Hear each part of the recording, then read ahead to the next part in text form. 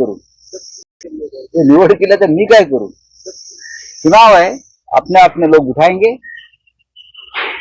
निवडणुका आहेत. निवडणुका पूर्णपणे ताब्यात घेण्याचा हा प्रयत्न आहे. जिंकण्याची खात्री नसल्यामुळे निवडणूक यंत्रणा ताब्यात घ्यायची असेल तर सगळ्यात आधी निवडणूक आयोग ताब्यात घ्यायला आणि निवडणूक आयोगावर आपले होयबा नेमावे लागतील. त्यानुसार जर हा निर्णय झाला असेल तर त्यात आश्चर्य वाटण्यासारखं काय आहे? घटनात्मक पद्धतीने ही निवड झालेली नाही. घटनात्मक पद्धतीने निवडणूक आयोग काम करत नाही. हे अलीकडच्या त्याने घेतलेल्या निर्णयामुळे स्पष्ट झालेलं आहे. आता जो निवृत्त सनदी अधिकारी निवडणूक आयोगावर आचारसंहिता लागण्याच्या काही तास आधी मोदी सरकारने नेमलेले आहेत, त्यांच्याकडून या देशाच्या जनतेला आणि लोकशाहीला कोणतीही विशेष अपेक्षा नाही. बोलिए सर, अरुण गोयल ने जिस तरह से रेजिग्नेशन दिया इलेक्शन कमीशन और उसके बाद 2 अधिकारियों को बात ऐसी है कि चुनाव यंत्रणा पूरे अपने कब्जे में लेने का ये प्रयास है. 10 साल से हो रहा है. चुनाव आयोग की निष्पक्षता उसका स्वतंत्रता के ऊपर हमेशा मोदी सरकार के रहते हुए सवाल उठाए गए. अगर भारतीय जनता पार्टी को चुनाव कब्जे में लेना है, जितना नहीं है कब्जे में लेना, तो सबसे पहले चुनाव आयोग कब्जे में लेना होगा. और चुनाव आयोग में यस बॉस यस सर वाले जो उनके लोग हैं उनको अपॉइंटमेंट करना होगा. चुनाव आयोग 10 साल से कानून संविधान के आधार पर नहीं चल रहा है, एक आदेश से चल रहा है. बीजेपी लॉबी चला रही है. 2 निवृत्त अधिकारी को आप चुनाव आयुक्त के तौर पर अपॉइंट किया है. उनसे कोई हम उम्मीद नहीं रखते, न हमारा लोकतंत्र न हमारा देश. सर, इलेक्टोरल बॉन्ड्स के ऊपर काफी पॉलिटिक्स हो रहा है. अभी बीजेपी के पास 6,000 करोड़ का फंड है इलेक्टोरल बॉन्ड्स का, और एक कंपनी है future gaming and hotel solutions, उन्होंने परचेज किए हैं 13,000 करोड़ से भी सबसे ज्यादा इलेक्टोरल बॉन्ड्स ये जो गेमिंग और गैम्बलिंग कंपनी ने परचेस किए हैं, और बॉन्ड्स किसको दिए है सबको मालूम है. फिर भी छत्तीसगढ़ में जब चुनाव हो रहा था तो वहां के मुख्यमंत्री भूपेश बघेल के ऊपर इसी मामले में रेड हो गई, गेमिंग एप्स के मामले में, मालूम है ना. लेकिन यही gaming apps, gaming company, gambling company 13,000 crore के इलेक्टोरल बॉन्ड्स खरीदते हैं और वो इस देश के सत्ताधारी पार्टी के खाते में पैसा जाता है. मेगा इंजीनियरिंग, अब देखिए मेगा इंजीनियरिंग को कितना कॉन्ट्रैक्ट मिला है. बीकेसी में बुलेट ट्रेन का कॉन्ट्रैक्ट हो या और कोई कॉन्ट्रैक्ट, हजारों करोड़ के कॉन्ट्रैक्ट देकर उनसे सैकड़ों करोड़ का इलेक्टोरल बॉन्ड खरीदा गया है, लिया गया है. पाकिस्तान की कंपनी है उसमें, ये पाकिस्तान की कंपनी यहां इलेक्टोरल बॉन्ड खरीदी करती है और बीजेपी के खाते में पैसा जाता है. इसलिए ऐसी बहुत कंपनियां हैं जिसके ऊपर ईडी सीबीआई ने रेड्स की है, एक्शन ली है, और उनका पैसा इलेक्टोरल बॉन्ड्स के माध्यम से राजनीतिक दलों के खाते में जाता है, खास करके जो सत्ताधारी है उनके खाते में जाता है. तो प्रधानमंत्री जी का जो न खाऊंगा न खाने दूंगा का जो नारा है वो कहां जाता है?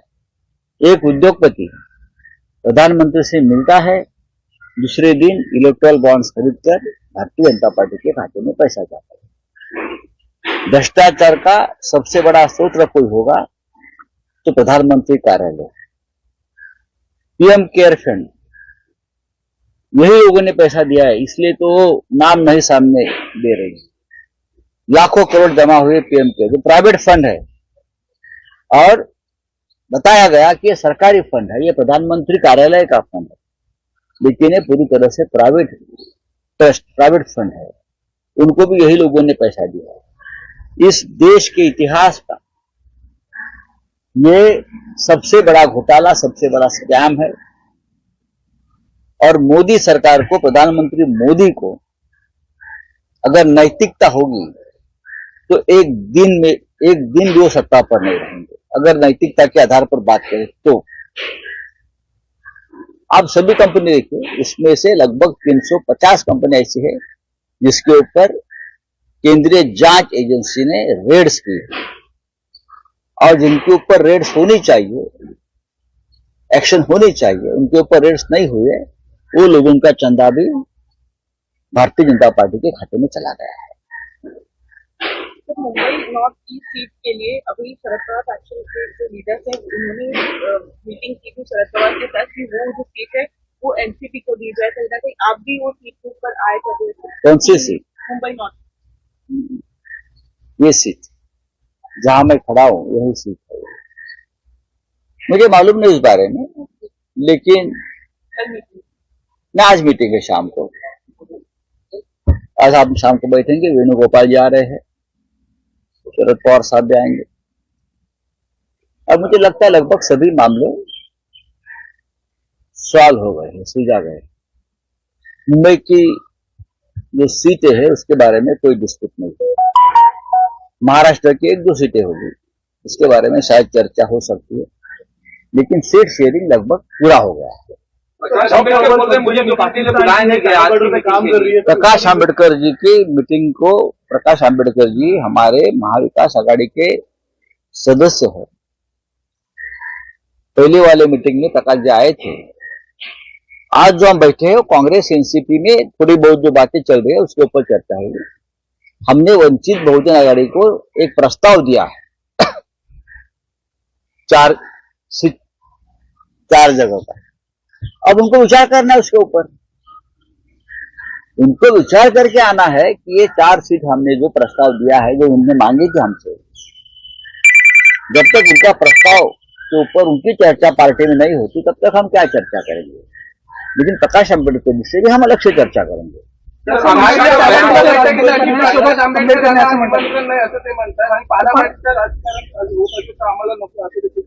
कोणी कोणाला पाडत नाही। हे पाडापाडीचं भूत कोणाच्या मानगुटीवरती का बसतंय मला माहित नाही। महाविकास आघाडीमध्ये कोणीही कोणाला पाडापाडी करणार नाही। आम्हाला भाजपला पाडायचं आहे, आम्हाला हुकुमशाहीला पाडायचं आहे, हे प्रकाश आंबेडकर साहेबांना माहिती आहे। आजची बैठक महाविकास आघाडी म्हणून होत नाही किंवा काँग्रेस आणि राष्ट्रवादीमध्ये एखाद दुसऱ्या जागेवरून काही चर्चा होते किंवा शिवसेना आणि काँग्रेसमध्ये एखाद दुसऱ्या जागेवरून काही चर्चा बाकी आहे, त्या होत आहेत आणि त्या एकत्र होत नसून स्वतंत्रपणे होत आहेत। उद्या जर आम्हाला असं वाटलं की प्रकाश आंबेडकर आणि आमच्यात काही चर्चा करणं गरजेचं आहे, तर आम्ही व्यक्तिगतरित्या स्वतंत्रपणे करू। वंचित बहुजन आघाडीला आम्ही 4 जागांचा प्रस्ताव त्यांच्या समोर ठेवलेला आहे आणि त्या 4 जागा त्यांनी जी आम्हाला यादी दिली होती 27 जागांची, त्यातल्या 4 जागा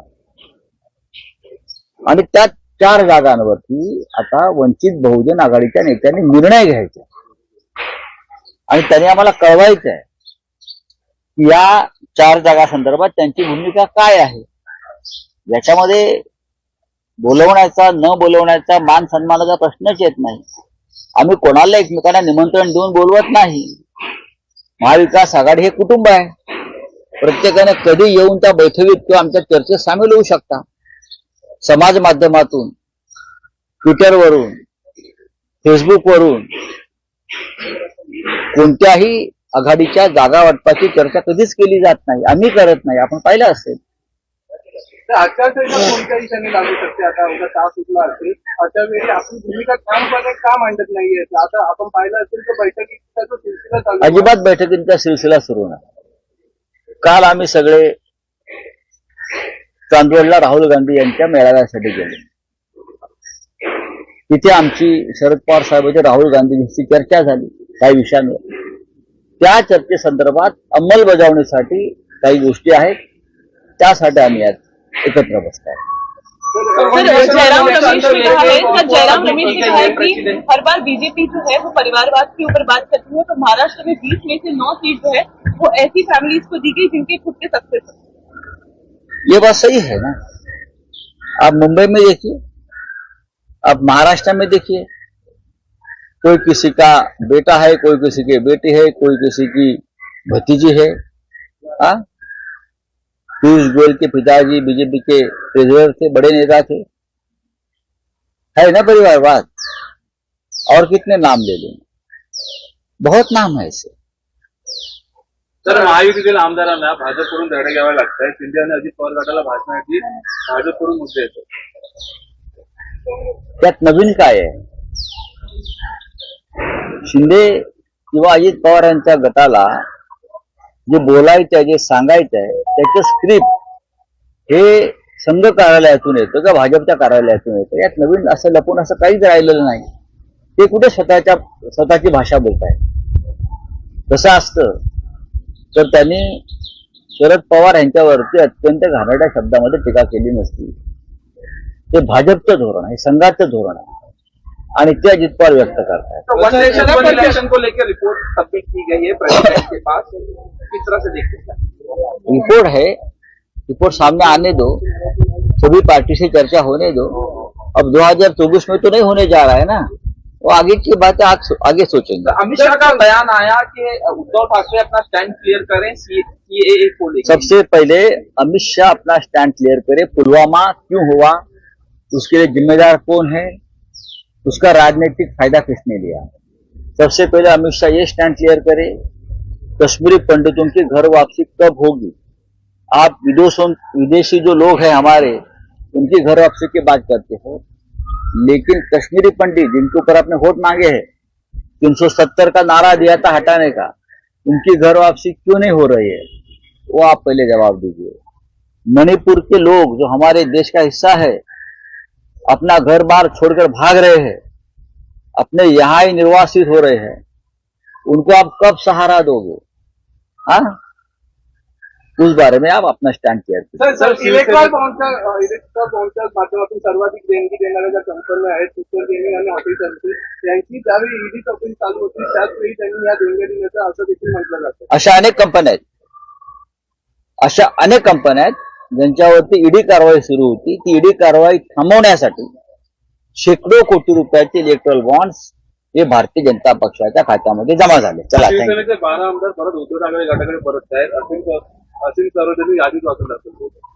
मात्र यांच्यासाठी दरवाजे उघडे आहेत का? अजिबात नाही. जे गद्दार गेले ते आमच्यासाठी मेले, जे राहिले मावळे त्यांनी संघर्ष करून लढून तुरुंगवास भोगून आमच्यासारख्याने हा पक्ष, उद्धव ठाकरे यांच्या नेतृत्वाखालचा पक्ष जिवंत ठेवला, वाढवला आणि आता आम्ही जिंकण्याच्या मार्गावर आहोत. आणि त्या गद्दारांशिवाय आम्ही हा पक्ष आता उभा केला गेल्या 1.5-2 वर्षामध्ये. त्याच्यामुळे गद्दारांच्या संदर्भात हे दरवाजे उघडे नाही. युती आघाडीच्या बैठकीला आज वेणुगोपाल आणि शरद पवार हे उपस्थित राहणार, त्याचबरोबर उद्धव ठाकरे देखील उपस्थित राहणार आहे का? नाही, कोणते मुद्दे नाहीये. यापुढे कोणती बैठक होणार नाही. शेवटचं आत फिरवण्याचं काम चालू आहे. यादीवर ती झाली तर आम्ही लवकरच त्या संदर्भात घोषणा करू. 2 रुपये पेट्रोल डीजल का भाव कम किया है केंद्र सरकार ने, किस तरह से देखनी चाहिए? क्या है 2 रुपया में क्या होता है? चुनाव है तो जनता की मुंह पर 2 रुपया मार दिया. लाखों करोड़ रुपया पहले जनता के पॉकेट से वसूला है. उसका क्या है? जब मनमोहन सिंह की सरकार थी तो सिलेंडर 400 रुपया था, अब 1100 रुपया है.